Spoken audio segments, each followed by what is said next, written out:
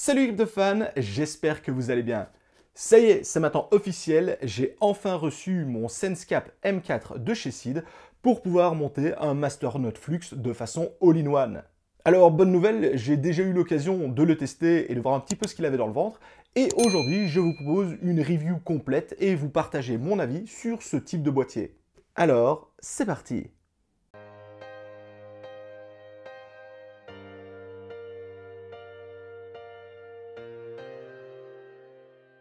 Hop hop hop hop hop. Mais avant d'aller plus loin, petite précision, je tiens à vous dire que cette vidéo est totalement non sponsorisée. J'ai en effet acheté le boîtier avec mes sous, personne ne m'a demandé de faire la vidéo, si ce n'est les membres de la communauté. Je ne suis pas rémunéré pour la faire, je n'ai pas de lien ou de code affilié pour vous offrir des réductions dessus. C'est tout simplement parce que moi, ça m'intéressait d'avoir ce type de boîtier pour me lancer et tester le self-hosting, mais surtout parce que pas mal de membres de la communauté semblaient intéressés par ce type et ce format de boîtier, et je me suis dit, bah, c'était un peu l'occasion pour moi de le tester, de vous donner et de vous partager mon avis là-dessus, sachant que de mon côté, le système des notes, c'est quelque chose que je maîtrise un petit peu.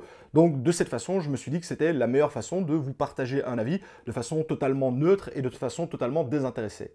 Ceci étant dit, je vous propose de vous expliquer rapidement de quoi il s'agit pour les personnes qui ne me suivraient pas sur mes autres réseaux sociaux, puisque c'est effectivement un sujet que j'ai déjà pas mal abordé, notamment sur Twitter, mais également d'autres live Twitch. Alors bon, ça c'est la boîte de base, mais en fait ce que vous allez réellement recevoir, c'est ce petit boîtier. Hein.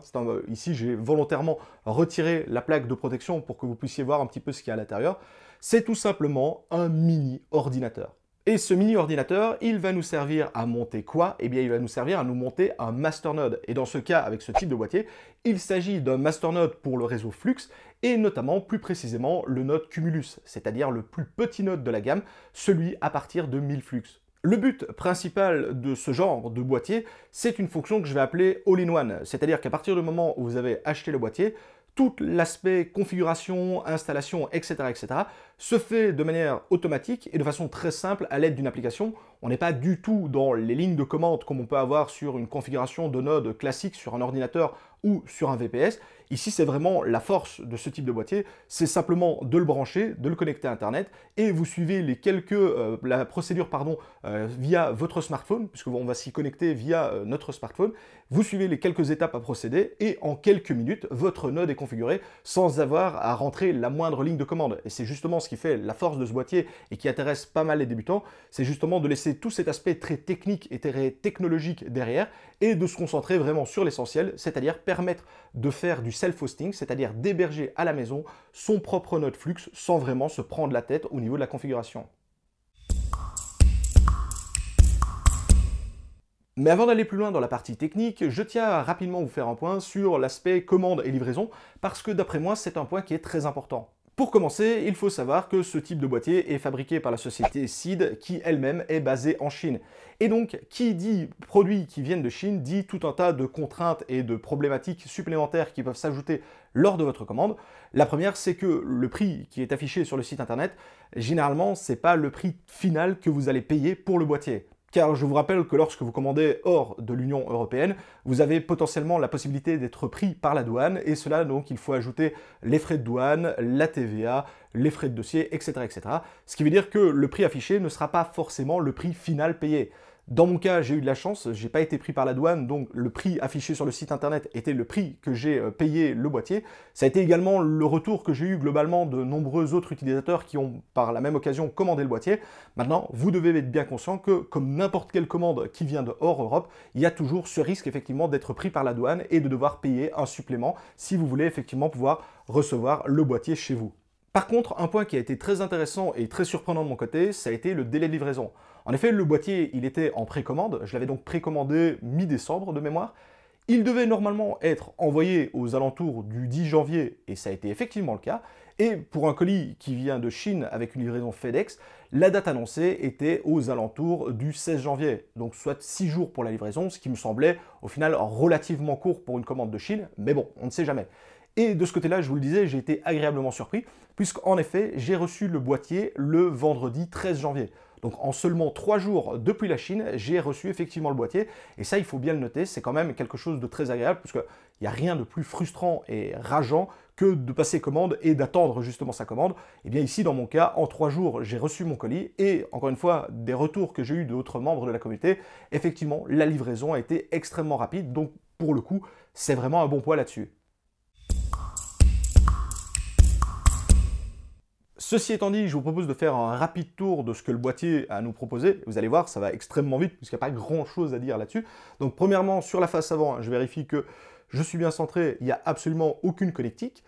Sur le côté gauche, on a ce qui correspond, donc on a une carte SD, un port USB 3, puis un port USB-C, etc., etc. Ces ports-là, en tout cas, dans notre cas d'utilisation, ne sont absolument pas utilisés, donc ça n'a pas spécialement d'intérêt, mais bon, ils sont quand même mis en place, puisque effectivement, derrière, ça reste un micro-ordinateur, donc de cette façon, il y a toujours moyen de récupérer le matériel si par la suite, le type de boîtier et le type de node ne vous intéressait pas, on pourrait toujours récupérer une partie du matos. Sur la face arrière, on a effectivement ici une connexion pour placer une antenne, cependant, hein, regardez, l'antenne n'est absolument pas connectée. C'est tout simplement parce que la société Seeed qui crée ce type de boîtier crée également des boîtiers pour le réseau Helium Network. Vous vous souvenez, j'en avais déjà parlé. Moi, j'avais un modèle de chez Linksdot et un modèle de chez RAK. Eh bien, c'est exactement le même boîtier, le même format pour que ce soit pour le node Cumulus ou pour le boîtier Helium Network. Donc, on a bien une connexion pour brancher une antenne, mais celle-ci n'est absolument pas fonctionnelle. Donc, elle est présente, mais elle ne sert absolument à rien. Par contre, la partie qui nous intéresse le plus, c'est la partie qui se situe ici, juste derrière. Donc, on a au premier plan tout simplement l'endroit avec un bouton on-off et la possibilité de connecter la prise électrique. Point également intéressant, au niveau de la prise de la fiche électrique qui a été envoyée, ils vous fournissent une fiche type international, c'est-à-dire que vous allez avoir les différentes pièces que vous allez pouvoir sélectionner pour justement que ça s'adapte à tous les formats de prise électrique. Donc que vous habitiez au Canada, en Angleterre, en Europe ou autre, vous avez absolument tous les formats de prise électrique. Et au final, ça reste une simple connexion 5 volts, donc il n'y a absolument rien de miraculeux là derrière. C'est quand même une bonne chose à noter, vous n'êtes pas obligé de vous trimballer avec un transformateur. Autre point intéressant, les deux connexions RJ45. Alors dans notre cas, il n'y en a qu'une seule qui va servir, mais on a la possibilité effectivement de se connecter en RJ45. Chose très importante à signaler, je n'ai pas vu de connexion Wi-Fi. C'est-à-dire qu'effectivement, forcément, pour que le boîtier fonctionne, il faut qu'il soit constamment connecté à Internet. Et à l'heure actuelle, en tout cas, je n'ai vu que de la RJ45. Cela voudrait donc dire que non, il n'y a pas la possibilité de passer en Wi-Fi, ce qui serait un petit peu... ce ne serait pas surprenant, puisqu'il faut avoir une connexion la plus stable possible hein, pour un node. Donc effectivement, pas de connexion Wi-Fi, mais uniquement de la connexion en RJ45. La possibilité de mettre un HDMI pour une sortie vidéo. Maintenant, encore une fois, il n'y a pas d'utilité dans notre cas, puisque tout passe via la connexion smartphone. Et également 2 ports USB pour s'y connecter, mais encore une fois, toujours pas d'utilité. Donc vraiment, nous, ce que l'on va utiliser pour faire fonctionner notre boîtier, c'est simplement la prise d'alimentation électrique, logique, et une RJ45. Pour une utilisation du boîtier, en dehors de cela, pour une utilisation normale du boîtier, il n'y a absolument pas besoin de tout ce qui gravite autour. Et maintenant que je vous ai présenté l'extérieur du boîtier, je vais essayer de vous présenter rapidement l'intérieur et ce qu'on y retrouve. Donc attendez, je vérifie que je suis bien aligné au niveau de ma caméra. Donc on retrouve tout simplement ici, au niveau vraiment du processeur principal, avec effectivement de ce côté-ci, pardon, ici, les deux boutons qui vont nous permettre justement la connexion Bluetooth avec notre smartphone. Tout en bas, de ce côté-ci, on retrouve le SSD qui va permettre notamment de stocker toutes les données de la blockchain, toute la carte électronique, etc., etc. Donc, on remarque que c'est relativement simple. On n'est vraiment pas loin, au final, d'un Raspberry Pi. Et c'est justement à ça que sert ce type de boîtier. C'est de faire un petit ordinateur le moins cher possible, qui va consommer le moins d'énergie possible pour héberger un node et afin de cette façon de tirer la rentabilité vers le haut, puisque, encore une fois, le nerf de la guerre sur ce type de hosting, ça reste la consommation électrique. Et très très bonne nouvelle au niveau de la consommation électrique, on est sur quelque chose entre 5 et 10 watts. Donc ici, on est très loin des consommations électriques que l'on peut retrouver dans le minage traditionnel, le Proof of Work. 5 à 10 watts, ça va vous faire entre 5 et 10 euros sur l'année, et encore, je tape très très large. Donc on est très très loin de ces consommations astronomiques. C'est d'ailleurs tout l'intérêt de ce type de petit boîtier. Bon, arrivé jusqu'ici, je devais normalement vous faire une partie tuto et vous montrer comment se passe la configuration. Sauf que honnêtement, ça se fait de façon tellement simple et en 2 clics que honnêtement, j'ai pas grand chose à vous dire si ce n'est vous mettre 2 captures d'écran au niveau de la configuration, mais il n'y a vraiment rien à faire. Ce qui se passe, c'est que vraiment l'installation et la configuration, c'est justement tout l'intérêt de ce genre de boîtier, c'est que ça se fasse de façon très simple, de façon all-in-one, puisqu'en fait, on va passer par une application, l'application qui a été développée par la société, qui, elle, va s'occuper vraiment de toute la partie chiante et ne va vous demander que le strict minimum au niveau des informations. Et c'est ça que vous allez devoir fournir. Donc réellement, en quantité de travail que vous allez devoir donner, il y en a pour royalement 2 ou 3 minutes, et encore, ça peut aller encore plus vite. Par contre, le boîtier, lui, moi dans mon cas, il a mis une bonne demi-heure à télécharger la blockchain. Il fallait qu'il synchronise totalement la blockchain Flux, donc ça a pris un petit peu de temps. Mais vraiment, vous, en tant qu'activité sur le boîtier, il n'y a vraiment rien à faire si ce n'est compléter quelques informations. Et donc rapidement, si je devais vous expliquer le processus, la première chose à faire, c'est de télécharger sur votre smartphone l'application en lien avec le boîtier. Alors elle est disponible aussi bien sur Android que sur iOS, donc il y en a vraiment pour tous les goûts. Lorsqu'elle est installée, il faut passer le boîtier en mode Bluetooth, donc en cliquant sur un bouton et il va se mettre à clignoter bleu vous disant que vous pouvez vous y connecter. On s'y connecte avec son smartphone, le smartphone va automatiquement reconnaître le boîtier. On installe l'application Flux, à partir de là, vous n'avez rien à faire si ce n'est attendre que l'application soit installée. Et lorsque l'application est installée, le système vraiment de montage du node et de configuration de celui-ci va se lancer. Vous n'avez alors plus qu'à renseigner les informations en lien avec votre node, donc notamment son nom, l'adresse IP, il va vous la fournir. Vous allez lui fournir notamment la clé privée. Alors la clé privée en lien avec le node, pas la clé privée de votre wallet. Vous allez devoir lui donner l'information sur laquelle vous avez versé les 1000 flux pour justement réaliser le masternode. Donc ça, c'est vraiment une configuration classique de node, il n'y a vraiment rien de sorcier là-dedans. Et donc, quand vous avez complété ces trois informations-là, vous validez, et le node va alors s'occuper vraiment de tout configurer et de tout installer.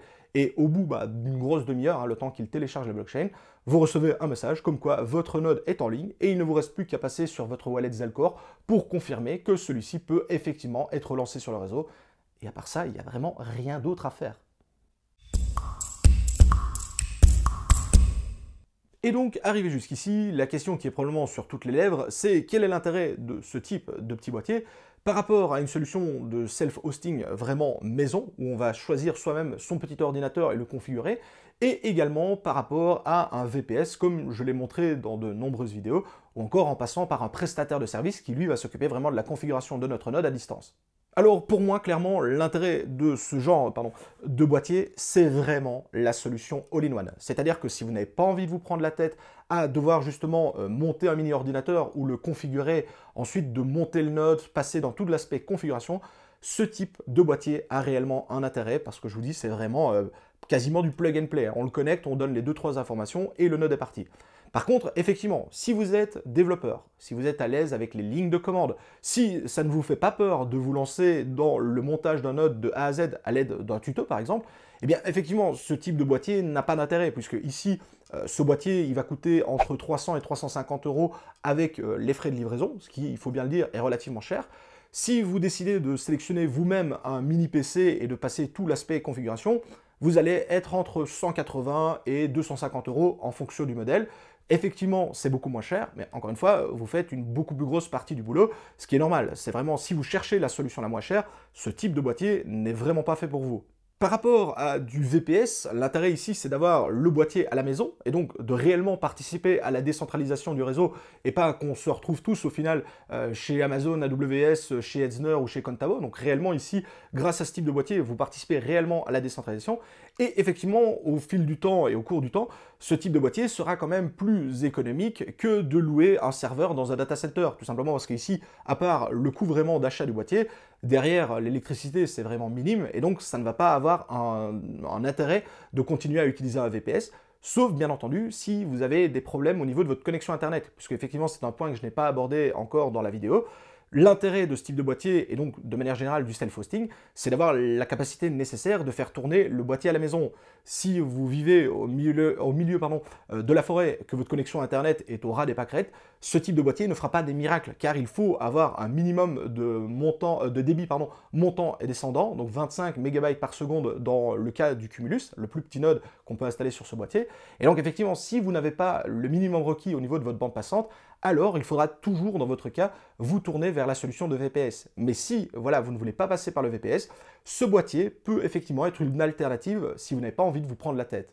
Et par rapport à un service de prestataire, encore une fois, de Masternode, eh bien encore une fois, ici l'intérêt c'est de l'avoir à la maison, de participer à la décentralisation, de ne devoir payer que le prix d'achat du boîtier. Car ici, clairement, si je devais mettre ce type de node en compétition avec un autre système, eh bien ce serait clairement les prestataires de services, puisque le but du prestataire de service, c'est de s'affranchir de toute la partie technique, complexe, etc. Et c'est exactement ce que propose ce type de boîtier. Également, un autre point très important, et normalement si vous me suivez depuis un moment, vous devez commencer à me connaître, ce n'est pas parce que vous avez choisi un mode de fonctionnement, par exemple le boîtier, le VPS ou autre, que vous ne pouvez absolument pas utiliser les autres modes. C'est ça justement qui est génial avec, encore une fois, le monde des masternodes, mais c'est également valable pour le minage. Moi, dans mon cas par exemple, j'ai la capacité effectivement de monter un Cumulus avec ce type de boîtier. Par contre, ma connexion internet n'est clairement pas suffisante si je voulais monter un Abus ou un Stratus. Et dans ce cas-là, alors, il faudrait effectivement que je passe par la technique des VPS. Donc, dans mon cas, ce type de boîtier, c'est pas quelque chose de révolutionnaire et qui va vraiment remplacer tout ce qui existe.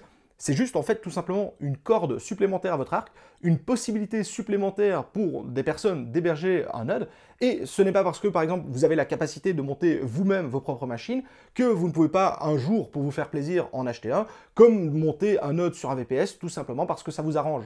Donc, comme toujours, par pitié, s'il vous plaît, ne dites pas que cette solution est moins bien, est meilleure ou autre. En fait, il y a autant de solutions et de propositions possibles que de nombre d'investisseurs différents et de personnes avec des niveaux de compétences différentes dans l'écosystème crypto. Et d'ailleurs, en parlant de niveau de compétences, et je terminerai là-dessus pour cette partie, ici, effectivement, dans le cas de ce boîtier-là, vous n'avez la possibilité que de monter le plus petit node, c'est-à-dire le node Cumulus. Je sais qu'il existe également d'autres fabricants de boîtiers. Ici, j'ai pris celui de chez Seeed parce qu'effectivement, il a fait beaucoup parler de lui, mais il existe également d'autres fabricants de boîtiers. Donc, encore une fois, je ne mets pas celui-ci en avant, je ne vais pas payer pour le faire plus qu'un autre, donc là-dessus, on s'en fout. Mais vraiment, ici, c'est uniquement pour un Cumulus. Il existe d'autres fabricants qui vous permettent notamment d'avoir des boîtiers qui sont plus gros, plus chers, plus énergivores également, mais qui vont vous permettre d'héberger par exemple 4 à 5 Cumulus ou 2 Nimbus ou un Stratus, etc. etc. puisqu'il faut comme toujours répondre aux spécifications techniques demandées par le réseau Flux.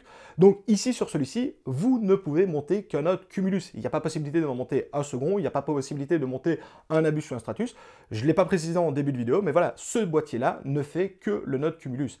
Et également, point très important que je n'ai pas abordé dans le sujet de la vidéo, mais au niveau de son prix, le prix qui est affiché sur Internet, et je sais qu'il a bougé, donc c'est pour ça que je ne donne pas le prix exact, puisque je vais vous mettre une capture d'écran, mais au niveau du prix, cela ne comprend que le boîtier. Bien entendu, dans le prix d'achat, vous n'avez pas les 1000 flux, et que ce soit pareil, hein, si vous avez un Abus ou un Stratus, le prix, le collatéral, c'est-à-dire la somme à bloquer en flux pour monter le node, n'est jamais comprise dans le prix, puisque ça va être à vous de l'acheter de votre côté. Donc effectivement, au prix du boîtier, il faudra bien entendu ajouter le prix d'achat des 1000 flux dans le cas de ce boîtier-ci, et si vous décidez de monter un node Nimbus ou un node Stratus, il faudra acheter les 12 500 ou les 40 000 flux supplémentaires pour pouvoir monter le node. Nous arrivons maintenant à la conclusion de cette vidéo. Et honnêtement, si je devais donner mon avis en un seul mot, le mot que je choisirais, ce serait probablement surprenant. Alors, pourquoi est-ce surprenant? Tout simplement parce que, honnêtement, je m'attendais à ce que ce soit extrêmement simple, extrêmement efficace, vraiment au niveau de la configuration, de l'aspect technique, et vraiment, c'est le cas. L'application est extrêmement bien faite, les informations à transmettre, hein, qui sont les informations nécessaires pour configurer le node, ça se fait vraiment en 2-3 clics, et hormis attendre la synchronisation et le téléchargement complet de la blockchain, il n'y a absolument rien à faire. Vous le savez, moi je ne suis pas un expert du domaine. En tout cas, expert dans le sens où je ne m'y connais pas en programmation, je ne m'y connais pas en langage, que ce soit sous Linux, sous Ubuntu. Les lignes de commande, pour moi, ça reste quand même relativement abstrait, même si à force de traîner dans le milieu, je commence un petit peu à connaître. Et il faut bien l'admettre, ce type de boîtier, ça vous supprime vraiment toute cette partie relativement compliquée. On fournit les 2-3 informations nécessaires et c'est vraiment le boîtier et l'application indirectement qui va faire tout le travail. Donc, si comme moi, vous n'avez pas spécialement envie de vous prendre la tête dans l'aspect gestion et configuration de votre node, le boîtier, et ce type de boîtier-là en particulier, peut vraiment être une excellente chose et une excellente façon de se lancer dans les masternodes, et dans notre cas ici, les masternodes Flux. Par contre, il faut bien l'admettre, au niveau du prix, ça pique pas mal. Et encore, ici, je vous parle du prix si vous ne payez pas la douane, parce qu'effectivement, si vous êtes pris en plus par la douane, que vous avez tous les suppléments, ça va coûter excessivement cher pour ce type de node.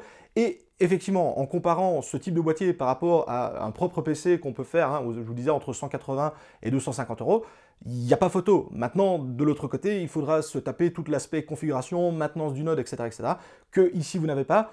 Encore une fois, j'insiste là-dessus, mais au niveau du prix de ce boîtier-là, c'est vraiment l'aspect facilité, et indirectement, c'est l'application qu'on va payer.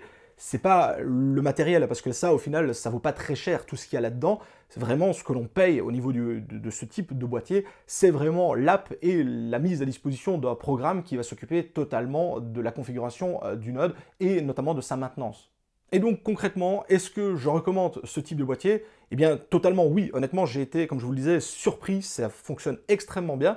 Si vous n'avez pas envie du tout de vous prendre la tête, ou tout simplement que vous avez envie d'en avoir un juste pour frimer ou déconner un petit peu, parce que faut bien l'admettre quand même, là c'est parce que j'ai retiré le cache de protection, mais le boîtier est plutôt joli. Bon après, s'il est caché derrière une étagère, on est bien d'accord que ça n'a pas d'intérêt, mais voilà, se dire que l'on a son propre node à la maison, qu'on participe à la décentralisation du réseau, ben voilà, indirectement ça fait quand même plaisir. Moi j'avais pas mal de nodes sur VPS, j'étais très content de mes nodes sur VPS, mais là je dois dire que je suis encore plus content parce que j'ai vraiment l'impression de participer à la décentralisation du réseau, et le boîtier, je dois dire, m'a permis de le faire de façon très très simple, et ça voilà, il n'y a pas à discuter. Le but de ce boîtier là, c'est de rendre le type de node, enfin ce type de node extrêmement accessible à n'importe qui, et pour le coup, il joue le jeu. Maintenant, faut-il encore payer le prix de ce type de boîtier?